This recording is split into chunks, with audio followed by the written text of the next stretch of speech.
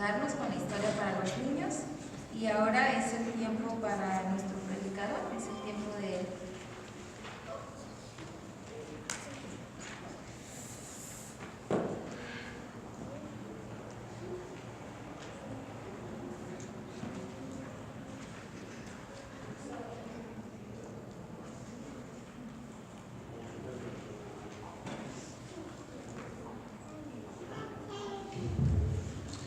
Muy buenos días, hermanos.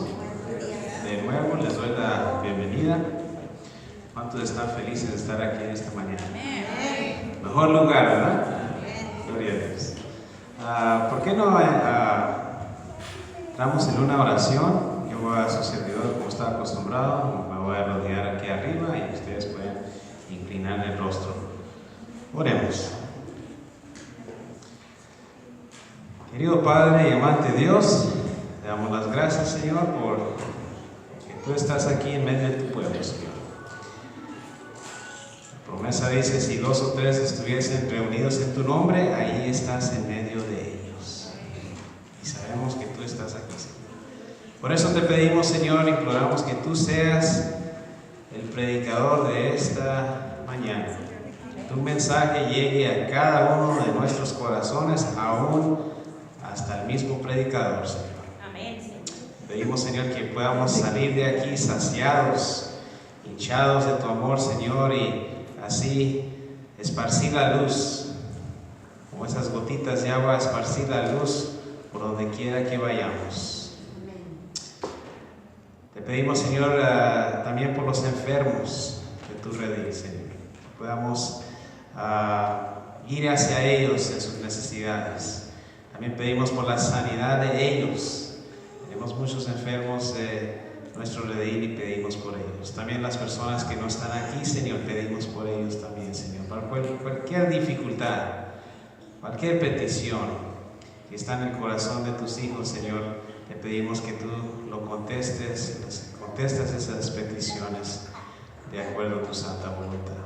Amén. Y ahora, Señor, esconde a este servidor detrás de la cruz del Calvario para escuchar tus palabras. Lo pedimos todo en el nombre de nuestro Señor Jesús. Amén. Bueno, hermanos, yo sé que mi esposa leyó el pasaje, pero vamos a ir de nuevo a 2 de Pedro 3, 18. La lectura bíblica de esta mañana, 2 de Pedro 3, 18.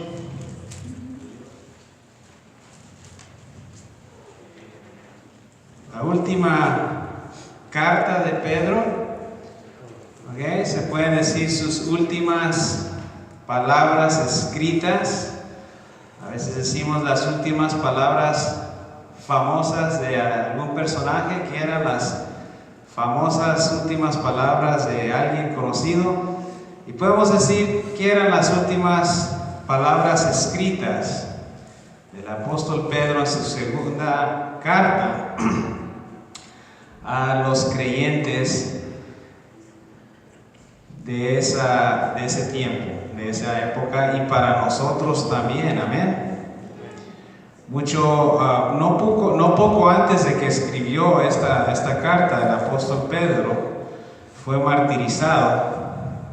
Muchos dicen, reconocen de que esta carta fue escrita por Pedro en una cárcel romana. Y al poco tiempo después, él fue martirizado. ¿Okay? Pero noten las últimas palabras ahí. Un buen consejo. Antes bien, ¿qué dice?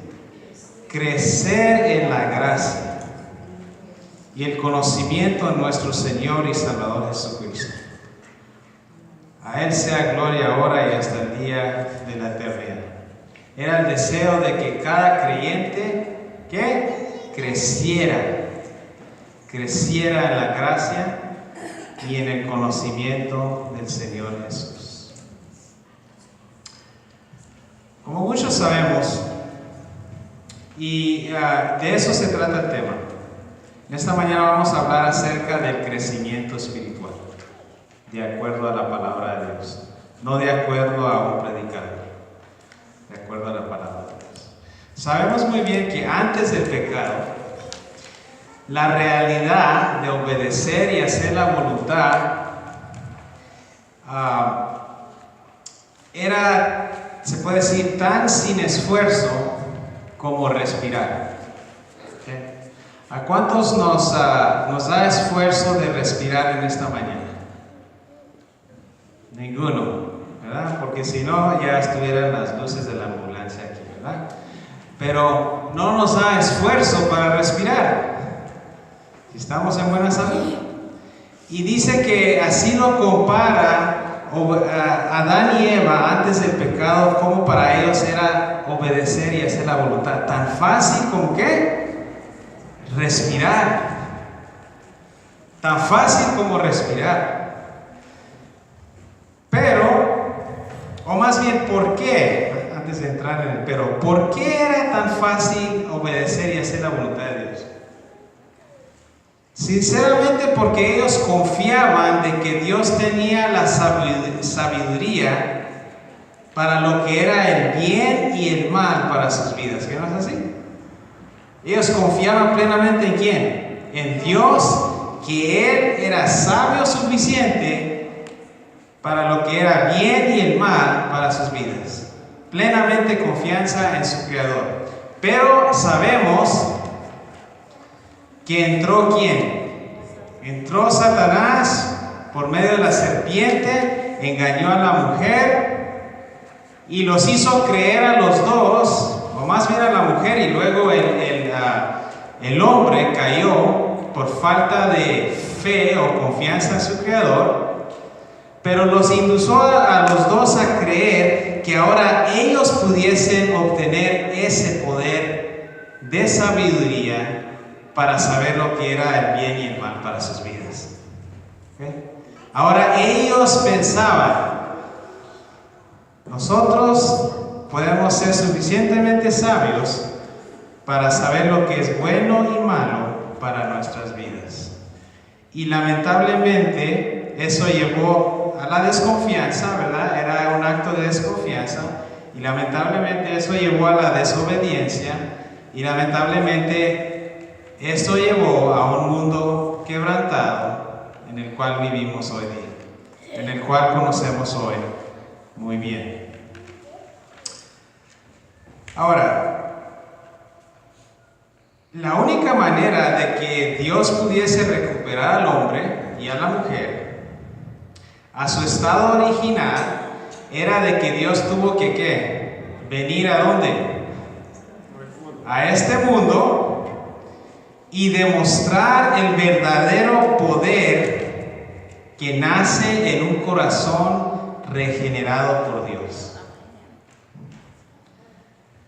El poder para servir sin ser servido. El poder para amar abnegadamente. El poder de amar sin recibir aún amor para atrás. El poder de amar aún a nuestros ¿qué? Enemigos.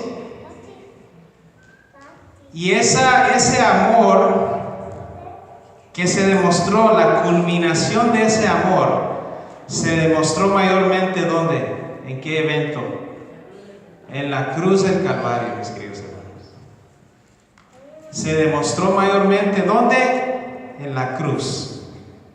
Ahora, este nacimiento de corazón que solamente es permitible entrar en el reino de Dios,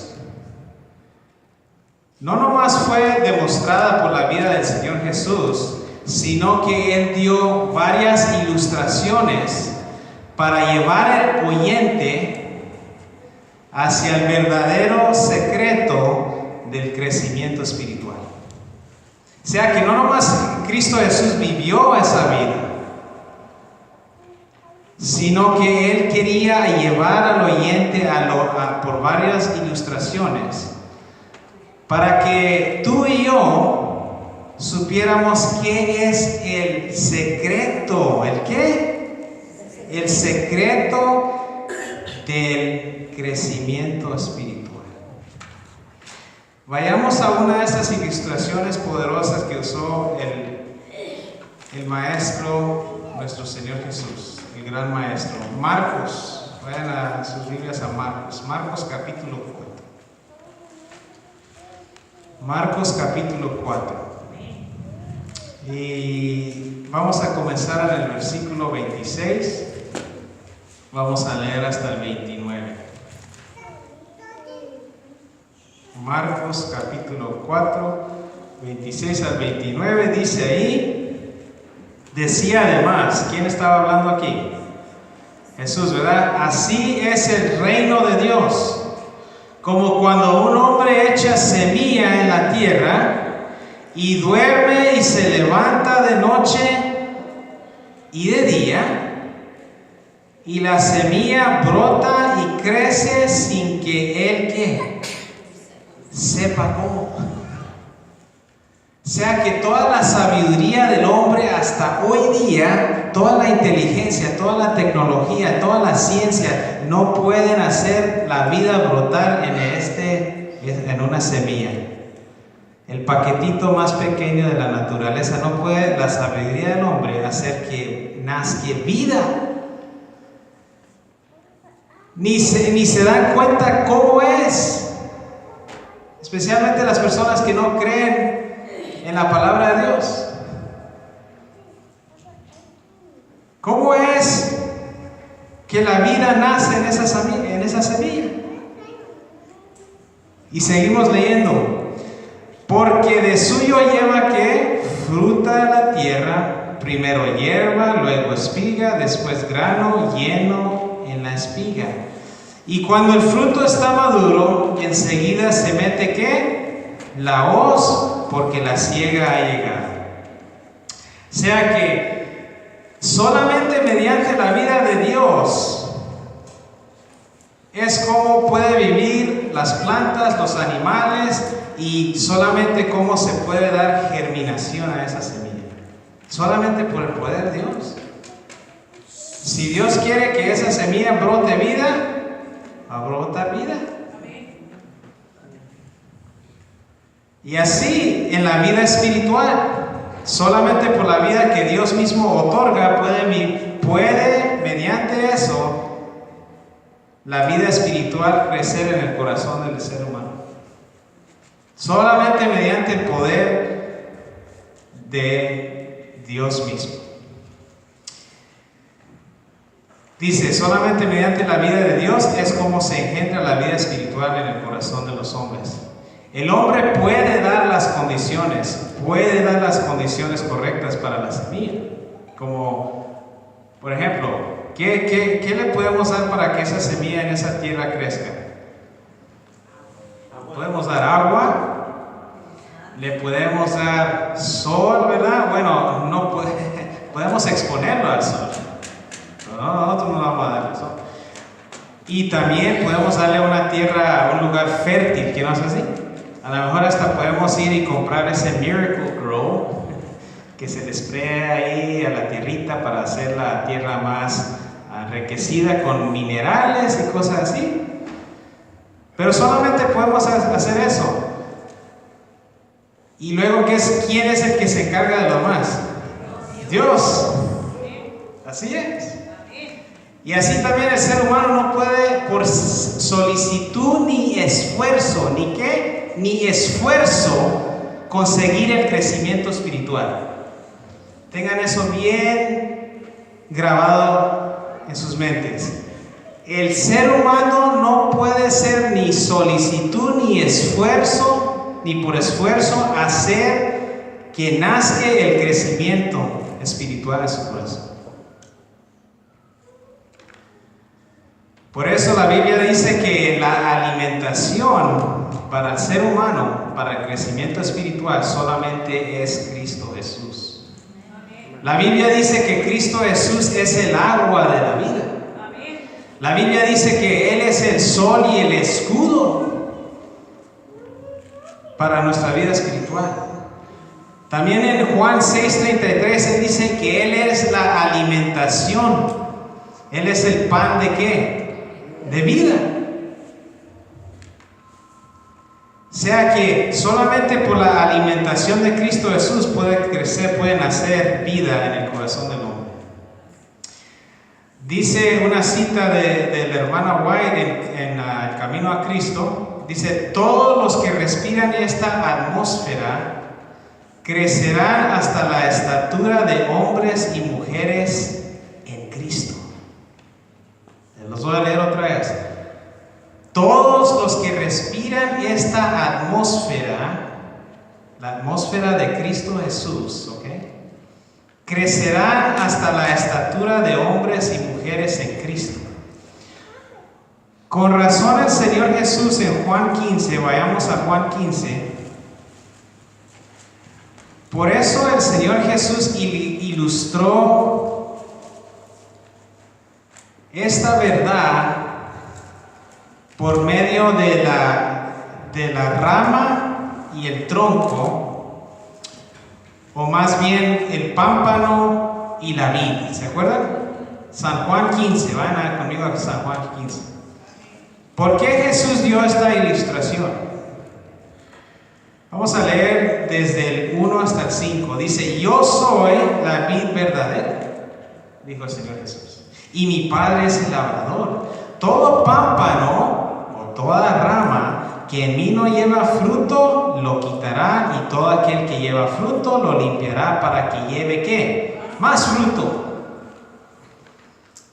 Muchos de los que trabajan en el campo saben de lo que se está hablando aquí, ¿que no?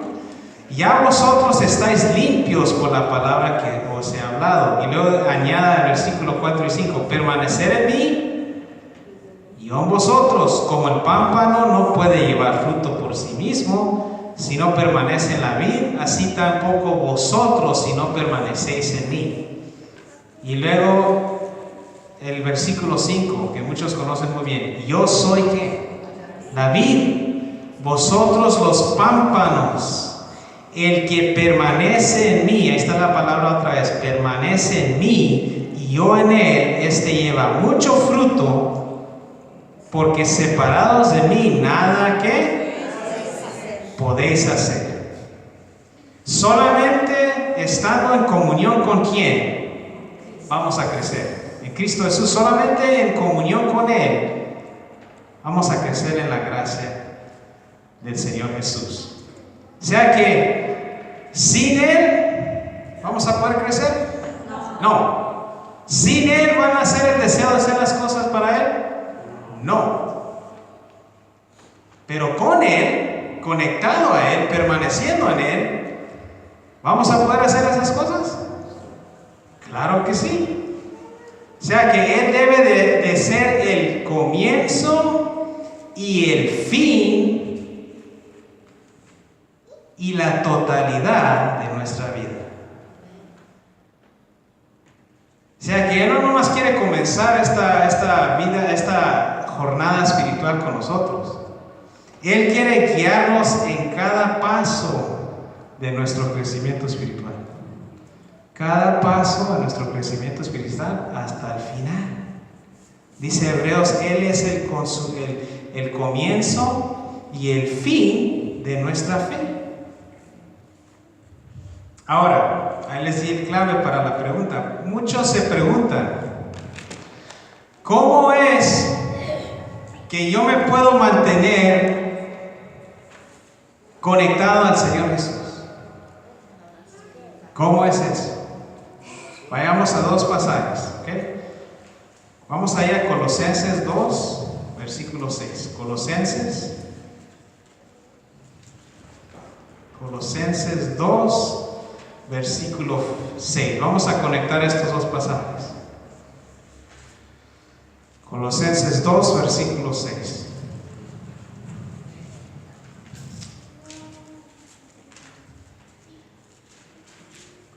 Colosenses 2, 6 dice: ¿todos ahí? Por tanto, de la manera que habéis recibido al Señor Jesús, ¿qué dice? Andar en Él.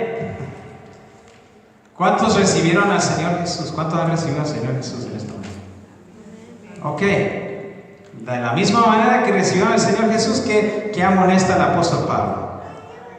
Andar en Él. ¿Y cómo recibieron al Señor Jesús, mis queridos hermanos?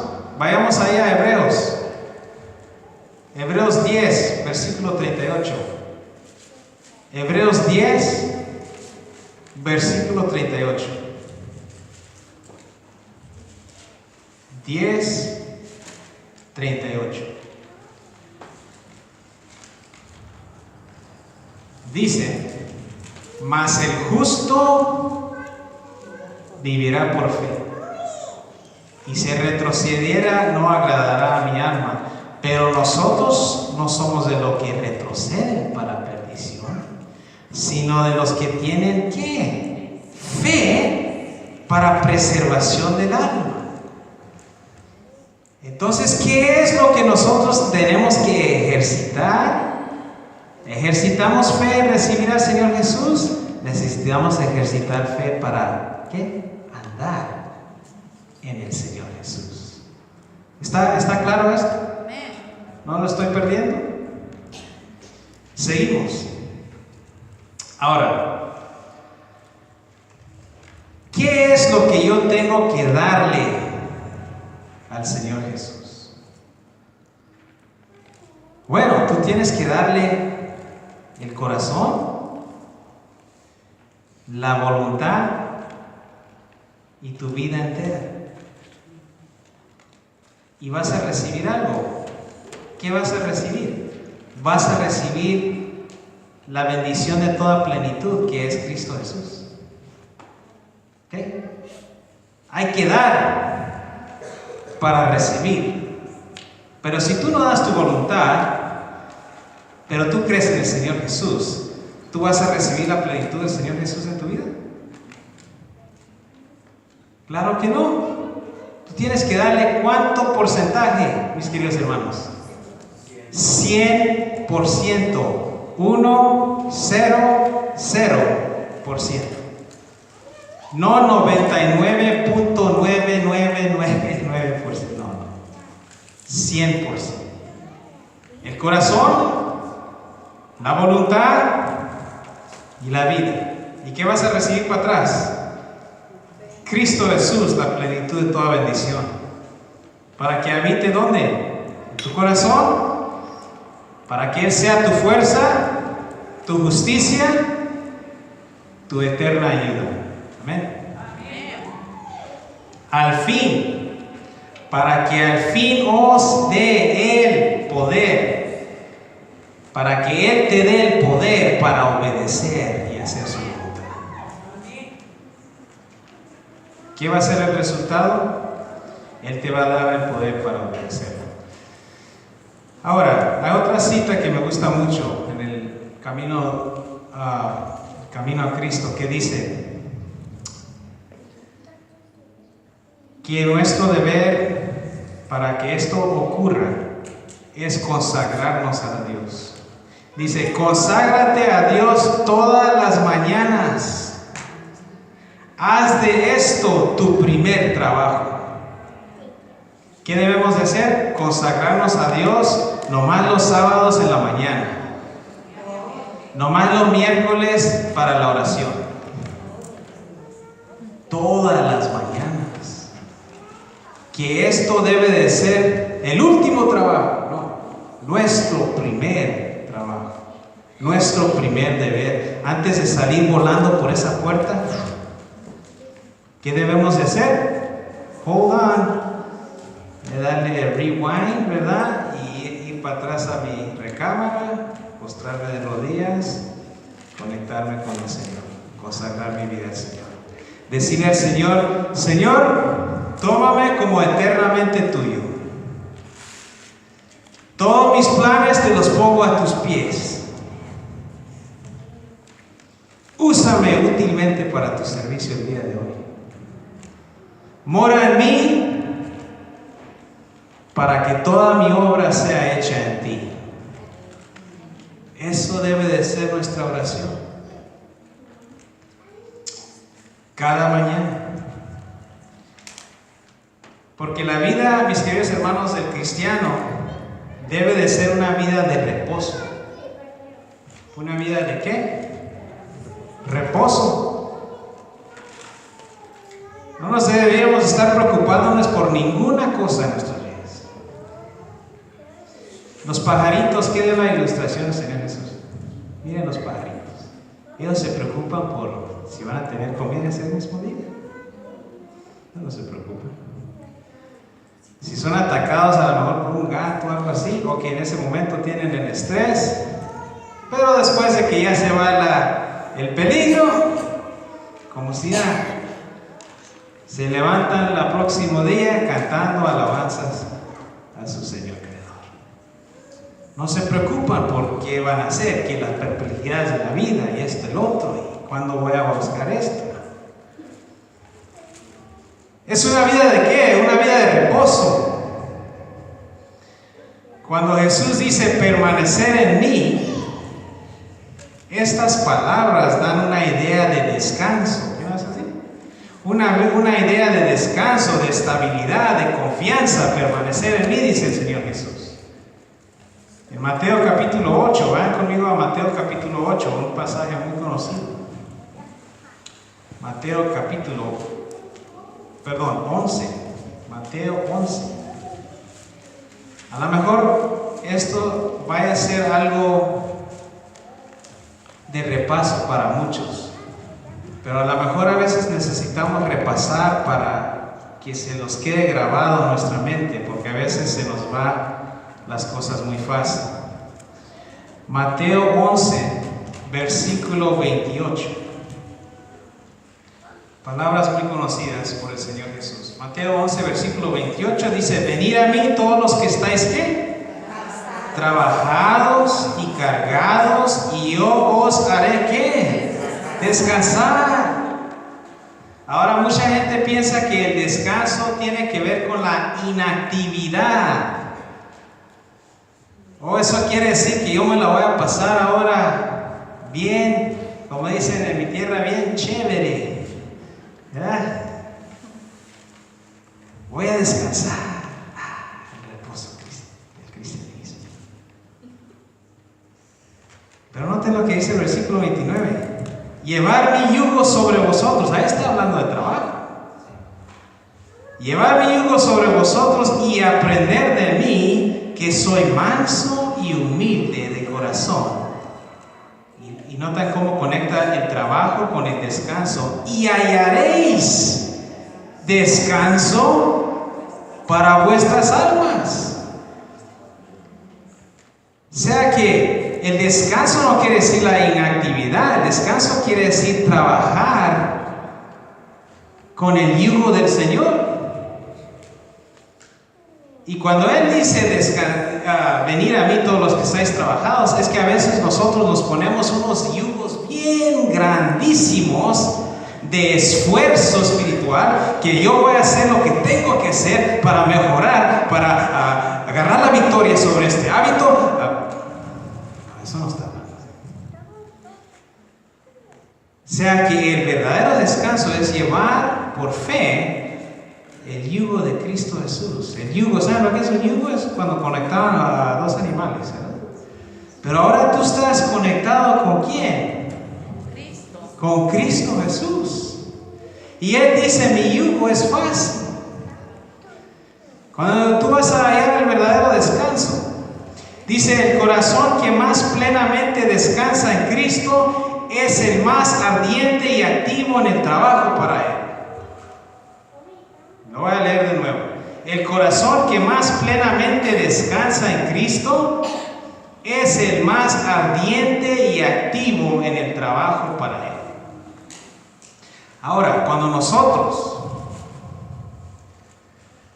yo no me excluyo de esto, cuando nosotros comenzamos a tener muchos pensamientos de nosotros mismos, ¿qué creen que pasa ahí?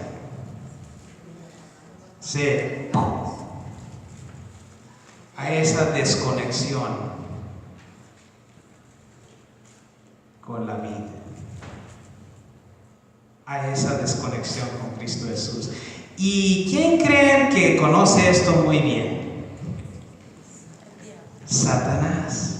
Él conoce esto muy bien. Y saben ustedes que Él hace todo para impedir esta conexión, esta unión con la fuente de nuestra vida.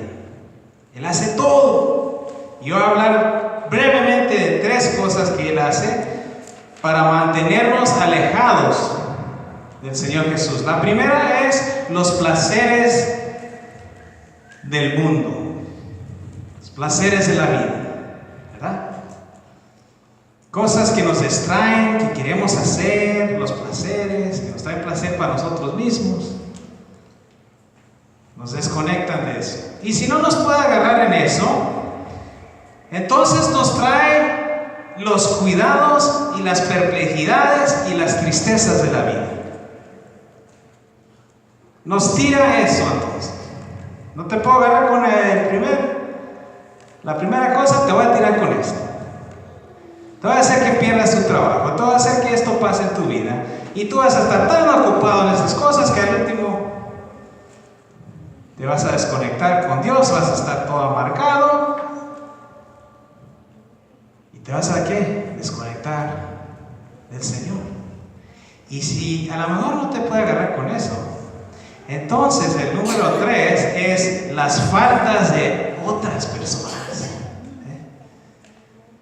Comienzas a ver a los demás y a criticar y a apuntar y decir por qué este hermano o esta hermana hace esto bien. Y junto con eso, no nomás estas faltas de los demás, a veces nos hace a que apuntemos a nuestras propias faltas y imperfecciones.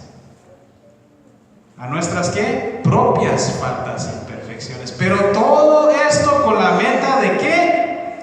De separarnos de ¿quién? De Dios. De desviar nuestra mente de Cristo Jesús. Porque Él sabe, mis queridos hermanos, Él sabe que el verdadero poder del cristiano reside en una conexión íntima con su Salvador.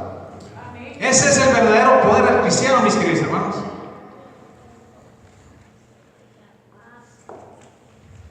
Dice, no debemos hacer que nuestro yo, que el yo sea el centro de nuestros pensamientos, ni alimentar ansiedad ni temor acerca de que si seremos salvos o no. Así lo dice la pluma inspirada. Que no debemos de preocupar con esa ansiedad, si vamos a ser salvos o no, qué voy a hacer de mi vida. Porque eso solamente nos está desviando. Dice, todo esto es lo que desvía el alma de la fuente de nuestra fortaleza. En vez de pensar así, debemos de pensar en Él, reposar en Dios. Él puede guardar lo que tú le has confiado. Tú le has confiado tu corazón, Él lo va a guardar. Deja que Dios tome la responsabilidad de nuestras vidas, mis queridos hermanos. Déjenme. Porque Satanás constantemente nos está presentando engaños para inducirnos a romper ese lazo con nuestro Señor Jesús. Y sabiendo esto, mis queridos hermanos, ¿cuánto más debemos de estar orando? Dice el apóstol Pablo que esta es una lucha, la lucha de vuestra fe, la lucha de mantenernos en Cristo Jesús. Esa es la lucha de la vida espiritual, porque estamos luchando con un enemigo que está tratando de desviarnos, de desconectarnos de la vida.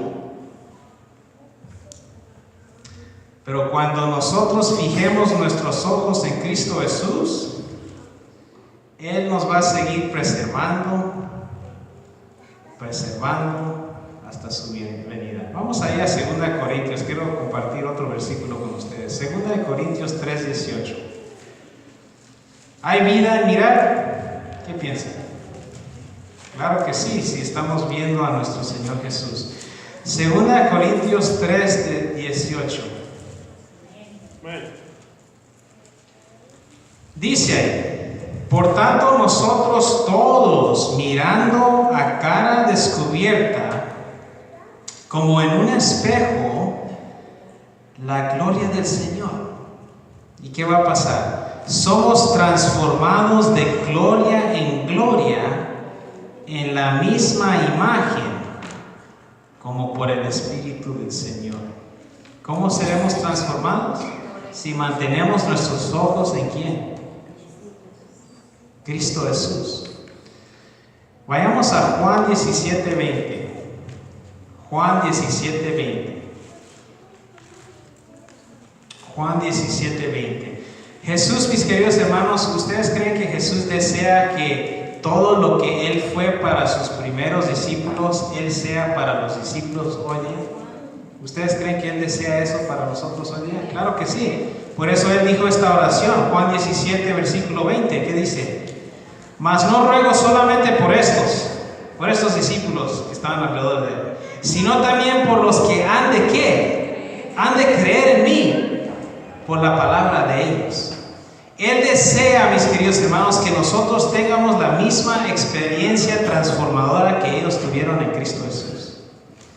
Llegar a ser semejantes a Él. ¿Ustedes piensan que estas personas eran especiales o que tenían alguna ventaja que tú y yo no tenemos? No.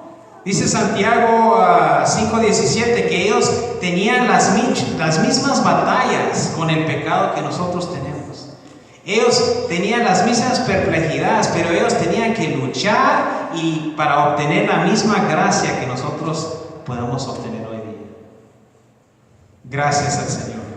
Necesitaban esa misma gracia para al fin poder vivir una vida santa. ¿Se acuerdan del apóstol Juan? Antes de conocer al Señor Jesús, ¿cómo era él? Dice la palabra de Dios que él se enojaba muy rápido, ¿verdad?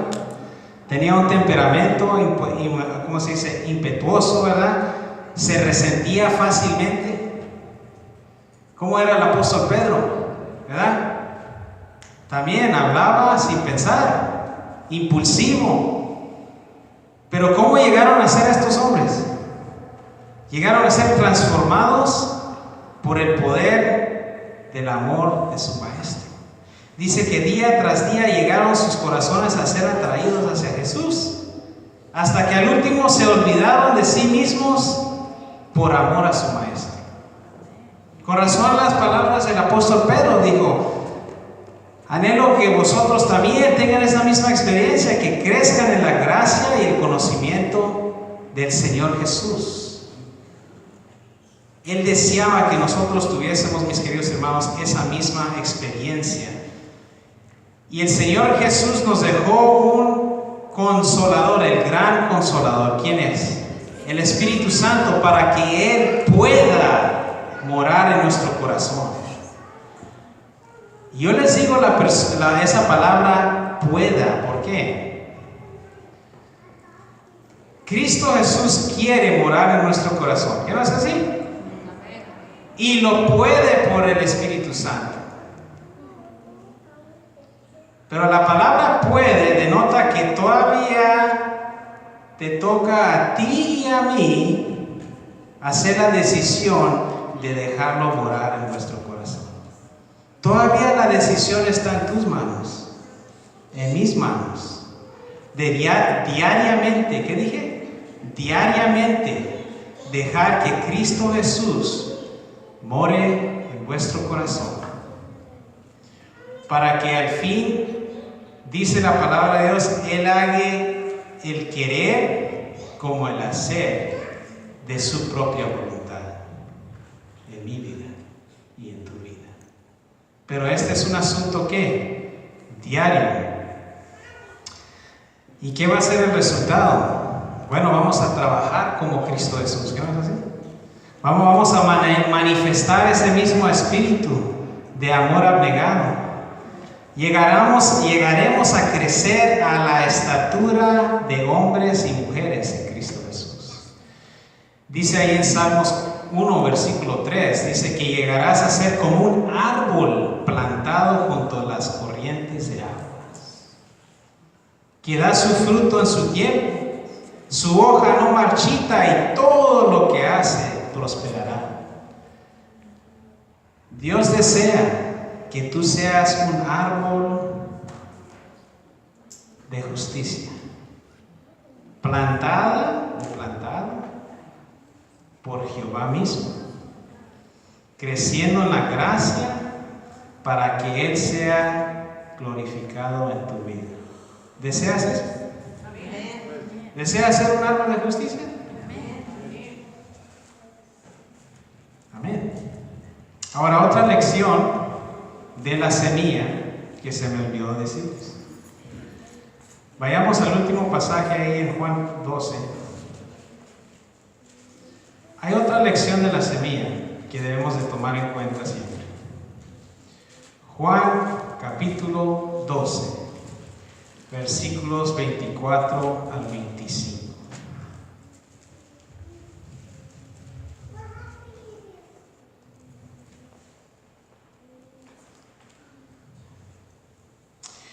Todos ahí, Juan 12, del 24 al 25 dice: de cierto, os digo que si el grano de trigo o la semilla no cae en la tierra y ¿qué? Muere, queda solo. Pero si muere, lleva mucho fruto. El que ama su vida, la perderá. Y el que aborrece su vida en este mundo, para vida eterna, la guardará. ¿Qué es la lección siguiente de la semilla para la vida espiritual? Para que lleve mucho fruto, la semilla tiene que ¿qué? Tiene que morir. El yo, ¿el qué? El yo tiene que morir. Tiene que morir. Nuestros esfuerzos para tener la supremacía de nuestras vidas tienen que ser tiradas a su voluntad. Tenemos que someter nuestra voluntad a Él. ¿Cuántos días de la semana, mis queridos hermanos? Todos los días. Pero mucha gente se pregunta, ¿cómo es que yo todavía lucho con malos hábitos? ¿Cómo es que todavía lucho con mí mismo? Todavía lucho con ese personaje que veo en el espejo todos los días. Y la mejor pregunta es: ¿cómo está tu conexión con el Señor Jesús? Esa es la mejor pregunta. ¿Cómo está tu conexión con el Señor Jesús? ¿O estás haciendo las cosas a tus propios esfuerzos? Que algún día vas a dejar ese hábito, algún día vas a dejar esa mala maña, algún día vas a ganar la victoria sobre el vicio, y tienes el calendario ahí en tu cocina marcando los días, cuántos días llevas sin hacer esto. Y el enemigo te ve y lo voy a dejar que se inspire un poquito, ¿verdad? Lo voy a dejar que agarre un poco de confianza. Y luego, ¿qué te hace hacer? ¡Pum! Te hace caer como una cometa al cielo, desde el cielo a la tierra. ¿Qué no hace hacer? Te deja que agarres un poco de confianza y luego te deja caer al suelo. Y luego te mira y te dice: mira, tan buen cristiano eres. Pero ¿qué debemos de hacer cuando eso pase, mis queridos hermanos? Dice la palabra de Dios que debemos de levantarnos. Dice que el hombre justo caerá 7 veces, pero se levantará. ¿Por qué? Porque su justicia no reside en él, sino que reside en el Dios Todopoderoso. Cristo Jesús murió para que nosotros nos levantemos. Para que nosotros, ¿qué? Nos levantemos. Me acuerdo cuando mi hijo comenzó a caminar. Yo sé que muchos padres tienen esa experiencia con sus hijos, ¿verdad? Y teníamos a Dacio de un lado del cuarto al otro lado, ¿verdad? Estaba mi mamá que me estaba ayudando en ese tiempo en una silla y yo estaba en otra silla. Y a veces de camarada, le decía, Dacio, mantén tus ojos en tu papá, ¿verdad? Cuando venía, mantén tus ojos en tu papá. Y llegaba, otra vez sale para allá, para tu grama. Él iba, miraba, y luego cuando notaba que cuando él comenzaba a mirarse hacia el piso o hacia los lados, ¿qué creen que pasaba? ¡Pum! Se caía al suelo. ¿Y qué crees que yo hacía? Yo debía ir, eres un inútil, ¿por qué te tiraste al suelo, Dacio? Come on. ¿Usted cree que hacía yo eso? No, yo lo levantaba de nuevo, ok, Dacio, otra vez, dale otro round. ¿Okay? Tienes que mantener tus ojos ¿a quién? Tu papá. ¿Y qué no es nuestra experiencia así, mis queridos hermanos, con el Señor Jesús? Nos caemos, pero ¿qué dice el Señor Jesús? Levántate.